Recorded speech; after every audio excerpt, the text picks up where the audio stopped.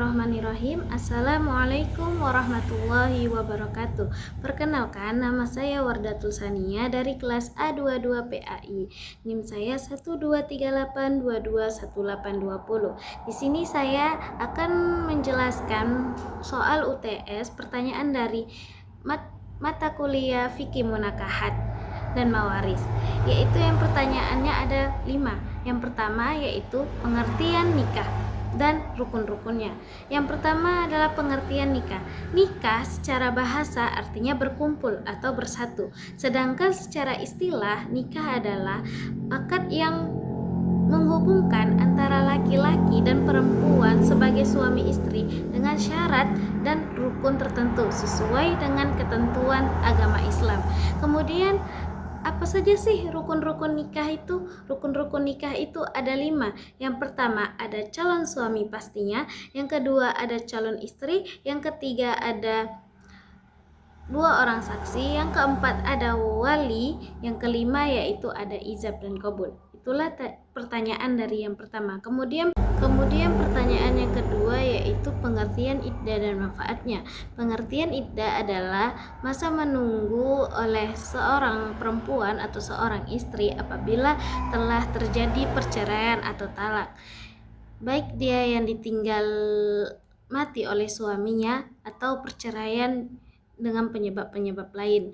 Yang kemudian yaitu manfaat iddah. Manfaat iddah yaitu yang pertama yaitu sebagai ketentuan nasab atau keturunan. Maksudnya adalah apabila perempuan itu hamil, maka masa iddahnya dia harus menunggu setelah melahirkan baru boleh menikah lagi dengan laki-laki lain. Kemudian yang kedua manfaatnya adalah menjaga kehormatan pernikahan, yaitu dengan menjaga hubungan pernikahan sebelumnya sebagai bentuk penghormatan terhadap ikatan suami istri, terutama jika suaminya meninggal. Yang ketiga yaitu memberi waktu untuk refleksi dan pemulihan emosional. Masa itu bisa menjadi pertimbangan langkah ke depan. Kemudian yang terakhir yaitu menunjukkan ketaatan kita kepada syariat Islam, yaitu dengan menjalani masa iddah dalam bentuk ketaatan kepada perintah Allah meskipun berat secara emosional. Itulah pertanyaan yang kedua. Kemudian pertanyaan yang ketiga yaitu jelaskan jumlah iddah yang dijelaskan dalam Al-Quran, yaitu ada 4. Yang pertama yaitu iddah karena cerai atau talak bagi perempuan yang masa haid, yaitu lama iddahnya 3 kali suci atau 3 kali haid. Dalilnya yaitu dalam Quran surah Al-Baqarah ayat 228, yaitu yang artinya wanita-wanita yang ditalak hendaklah menahan diri atau menunggu 3 kali quru atau suci atau haid. Yang kedua yaitu iddah bagi perempuan yang tidak haid karena usia tua atau masa kecil. Lama iddahnya itu 3 bulan. Dalilnya dalam Quran surah At-Tolak ayat 4, yaitu perempuan kamu yang tidak haid lagi, jika kamu ragu-ragu tentang masa iddahnya, maka iddah mereka adalah 3 bulan, dan begitu pula perempuan-perempuan yang belum haid. Kemudian yang ketiga yaitu iddah bagi perempuan yang hamil, baik karena cerai atau ditinggal mati. Lama iddahnya yaitu sampai melahirkan.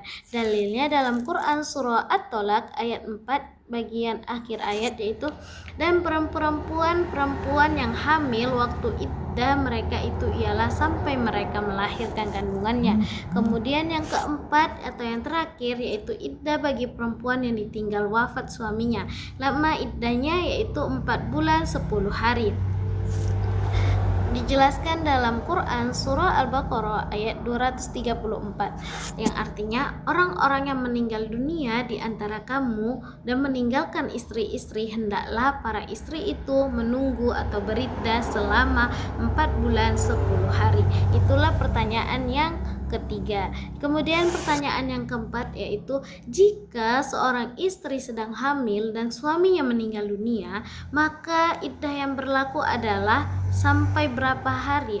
itu kan, atau sampai kapan begitu pertanyaannya. Jawabannya adalah jika seorang istri sedang hamil dan suaminya meninggal dunia, maka iddah yang berlaku adalah sampai melahirkan, bukan 4 bulan 10 hari. Dijelaskan dalam Quran surah At-Tolak ayat 4, yaitu dan perempuan yang hamil waktu iddah mereka itu ialah sampai mereka melahirkan kandungannya. Contoh kasus, jika suami wafat saat istrinya sedang hamil 2 bulan dan istri melahirkan 7 bulan, kemudian maka masa iddahnya adalah 7 bulan berakhir saat melahirkan. Itulah pertanyaan yang keempat. Kemudian pertanyaan yang terakhir, yang kelima, yaitu salah satu kewajiban suami setelah menikah adalah nafkah. Apakah pendidikan atau melanjutkan kuliah termasuk nafkah wajib yang harus ditunaikan oleh suami? Jawabannya adalah tidak, karena pendidikan tidak termasuk dalam nafkah pokok yang wajib secara syar'i seperti makanan, pakaian, dan tempat tinggal. Namun, suami tetap dianjurkan, bahkan dapat diwajibkan secara moral dan sosial untuk mendukung pendidikan istrinya selama tidak memberatkan dan tidak melanggar syariat Islam. Kemudian secara fikih, pendidikan istri tidak termasuk nafkah wajib secara hukum fikih, tapi dianjurkan untuk ditanggungjawab oleh suami sebagai bentuk tanggung jawab moral dan sosial, apalagi jika hal itu mendatangkan manfaat bagi keluarga. Mungkin cukup sekian yang dapat saya sampaikan. Mohon maaf apabila banyak kesalahan. Inilah tugas UTS saya pada mata kuliah Fikih Munakahat. Sekian saya akhiri, wabillahi taufiq wal hidayah. Wassalamualaikum warahmatullahi wabarakatuh.